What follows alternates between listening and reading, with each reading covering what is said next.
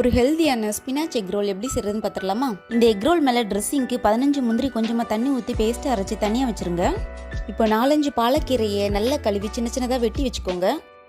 இந்த ரெசிபிக்கு 3 முட்டை எடுத்திருக்கிறேன். முட்டையிலேருந்து வெள்ளைக்கருவையும் மஞ்சக்கருவையும் தனித்தனியாக பிரித்து எடுத்துருங்க. வெள்ளைக்கரு கூட வெட்டி வச்சிருக்கிற கீரை, கொஞ்சமாக நல்ல மிளகு, உப்பு சேர்த்து நல்லா கலந்து விட்டு தனியாக வச்சுருங்க.